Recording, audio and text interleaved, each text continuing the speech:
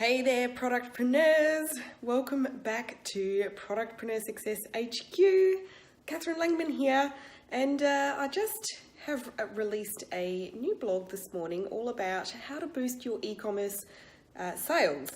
And this is really prompted by a lot of people in my audience, client base, and others who I can see are really kind of at that point where they just really need to boost sales on their website. So, we are kind of at the beginning of the lead up into the holiday season. We're at the start of spring here in Australia, so new products coming out and being released and all sorts of things. But also, I have been hearing a lot of people talking about their website just not performing that great, and it's not converting the sales that they would really like, and not really knowing what to do to fix it. And it can feel a little bit demoralizing, I know, when you see, other websites that or other businesses that you can see that they're just doing absolutely amazing things, and the green-eyed monster can get the better of us sometimes, and we want to be like that. And fair enough. So my latest blog post, you can see in the link, gives you 12 ideas for how you can start to boost your e-commerce sales fast. So these are, quick stop ideas that you can kind of get up and running really quickly, and they should give you a fairly quick boost to your sales. So without further ado, I've got my list right here behind me, behind the camera. So the first idea, and this is in no particular order, I don't have any particular favorites on this list. So in no particular order, the first idea is to run a clearance sale. Now, as I said, we are in a new season, so if you do have any old season stock lying around, now is the time was about, the latest time that you might want to get rid of it. Or you can have a clearance section on your website and include it, as a link in the bottom of your email newsletters as well. So a lot of times we'll see that customers will go and buy something new, and then they'll go to the sales section and add some of those things as well. Second idea is to hold a Facebook garage sale. Now, a couple of my clients have done this with quite good success. Again, this is when you're really wanting to get rid of old stock. And anything that's just been sitting around, it's taking up shelf space, and it's also taking up capital. So freeing up some cash from that stuff would be ideal. So generally speaking, you don't expect to make huge amounts of profit on a garage sale type event. It's to clear that stock and to free up that cash so you can spend it on something else that's going to sell better. And if you don't know how to run a Facebook garage sale, ask around. There's a few tips on the blog. You can head over there if you like, but also it's not really that complicated, so give that one a go. Another idea, not sale related, jump on Facebook Live and demonstrate a new product. Now, I know a lot of you don't love getting in front of the camera, but it doesn't have to be anything sort of schmick or super professional. You don't need any, fabulous kind of expensive video gear. You can just use your iPhone, which is what I'm doing now, and, demonstrate a new product. You don't even have to get in front of the camera if you don't really want to. But video is absolute king these days, and video consumption on social media is on the increase.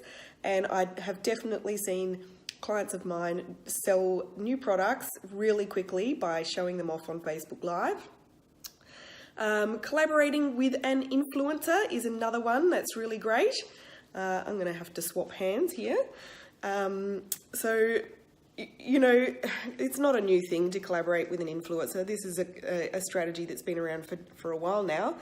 But where it works is if you are, it needs to be something that you do sort of several times. So it's not like a one-off type thing that you work with one influencer and then, expect that to be an overnight hit of sales success.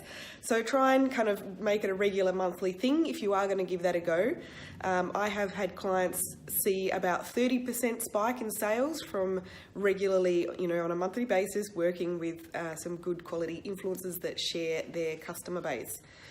Another one is to run a themed promotion. So themed promotions like Mother's Day, World Environment Day, Breastfeeding Day or Week. I think that's been just recently.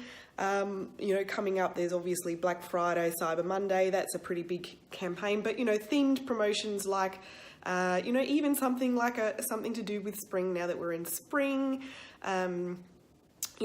Pick some kind of an anchor point that you can theme a promotion around. Put together some cool bundles that work with that theme, and pull together some imagery that relates to the theme, and get that out there on social media and email, and of course on your website. What else have I got on my list? Oh, promos like buy 2 get 1 free, that sort of thing. Any kind of bundle that entices a slightly bigger average order value is good for you, but it's also giving good value to the customer. They usually work really well.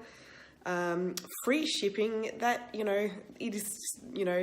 it's been something that works really well for most of my clients consistently, especially if it's free express shipping. I know express shipping can be expensive in Australia, but if you're able to do it even just like a flash event over a weekend, you should see a good spike of sales from that.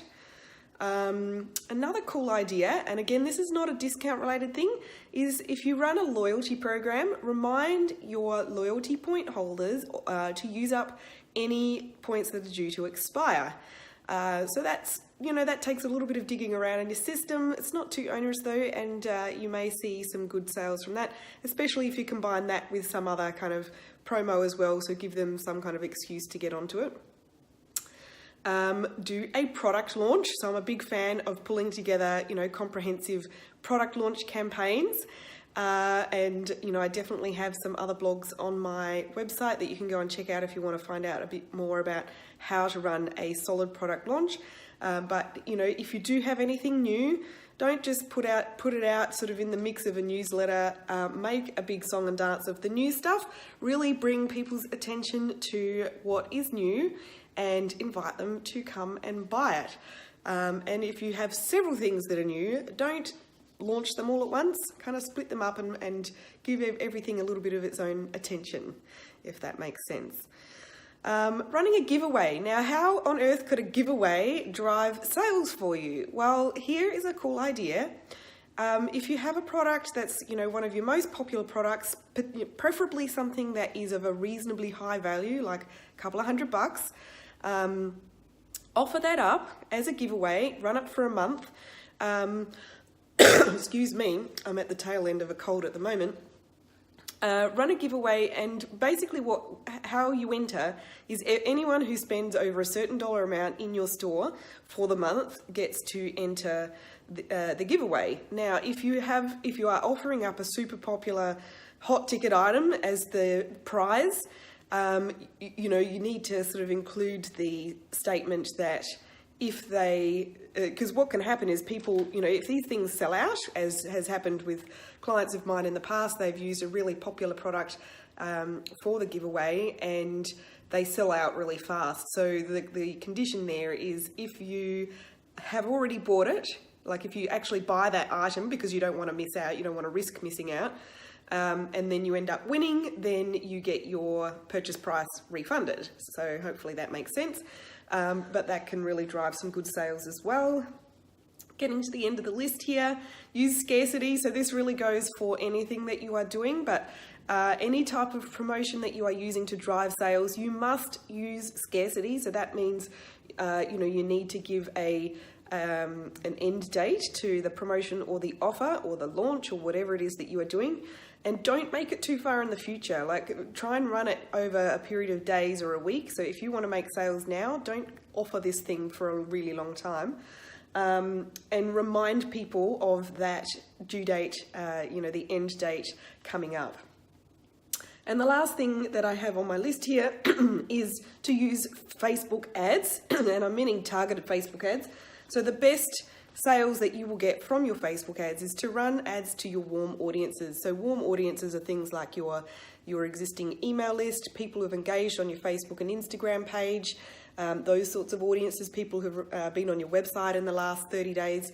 So you will find that the people who respond and purchase quickest from Facebook ads will be those audiences. Whereas if you're showing ads to cold audience, so people who are new to your brand or new to your online store, they will take a bit longer and be a bit more expensive to convert. We will talk about Facebook ads again on another day because that is one of our areas of expertise here. But not today. I just want to give you some really tangible ideas that are quick to execute to really get your sales up and pumping as quickly as possible. One last thing, if you're still with me, one big reason why you may find that your sales are not rolling in as well as they could might be because of your conversion rate not being as good as you would like. And there's certainly other reasons. There's many reasons why a website may not be converting as sales as well as you'd like. And if you would like to identify what that is, I actually have a free website audit that will actually help you, a website assessment that will help you to figure out what is the actual sales killer that's happening on your website, because it is a little bit different for most different websites. So if you'd like to have that free website assessment, there is a link. It's on the blog, but I'll also put it under this video. It's bit.ly/e-commerce website assessment. I think that's right. I'll put the link there and make it easy for you to just click on it. So go and check that out as well, and see if you can figure out what is the bottleneck in your online store. Is it conversion rate? Is it a lack of traffic? Is it a lack of awareness? Or what else might it be that is causing your site not to bring in the orders as fast as you would like? So that's all I've got for you today. I hope that's been a little bit helpful. Definitely leave me a comment below to say g'day. Let me know which idea or ideas that you are going to implement in your store. And if you go ahead and take that website assessment, leave me a comment to let me know what was your recommendation, what was your answer. All right, bye for now, and I'll see you again soon.